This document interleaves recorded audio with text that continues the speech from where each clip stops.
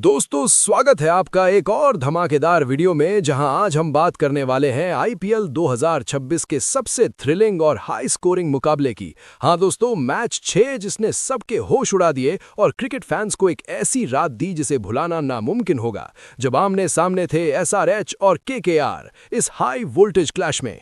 शुरुआत करते हैं टॉस से। दिल्ली के अरुण जेटली स्टेडियम में जब दोनों कप्तान मैदान पर आए तो पिच बिल्कुल बैटिंग पैराडाइज लग रही थी। सिक्का उछला तो गिरा सनराइजर्स हैदराबाद के पक्ष में और उन्होंने बिना किसी हिचकिचाहट के पहले बैटिंग करने का फैसला किया, जो आगे चलकर केकेआर के बॉलर्स के लिए किसी बुरे सपने से कम नहीं था।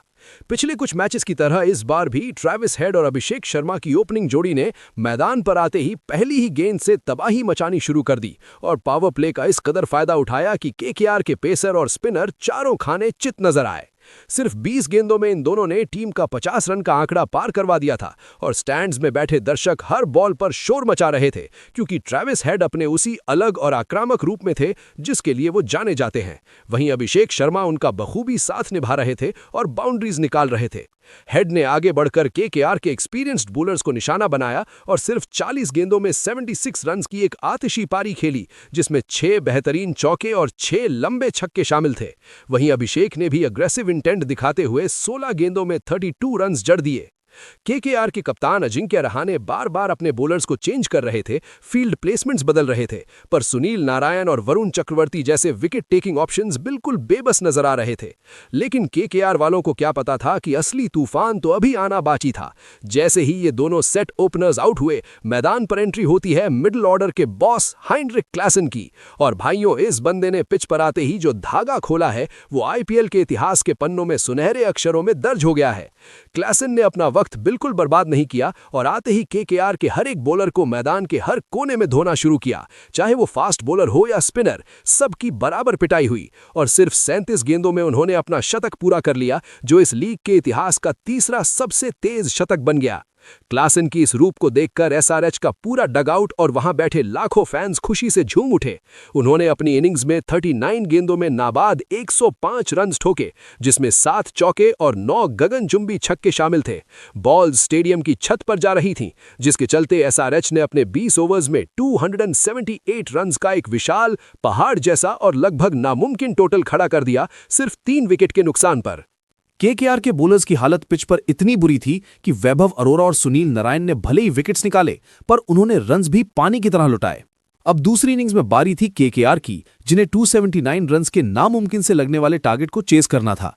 और केकेआर की शुरुआत भी बहुत तेज और आक्रामक हुई, क्योंकि इन फॉर्म सुनील नारायण ने ओपनिंग करते हुए ताते ही 16 गेंदों में 31 रन ठोक दिए, जिसमें 3 चौके और 3 छक्के थे, जिससे स्टेडियम में शांति छा गई और लगा कि शायद मैच में कोई चमत्कारी ट्विस्ट आएगा।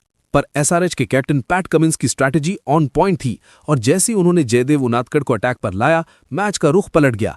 उनादकड़ ने आते ही सेट लग रहे नारायण को आउट किया, जिससे केकेआर की उम्मीदों पर पानी फिरना शुरू हो गया।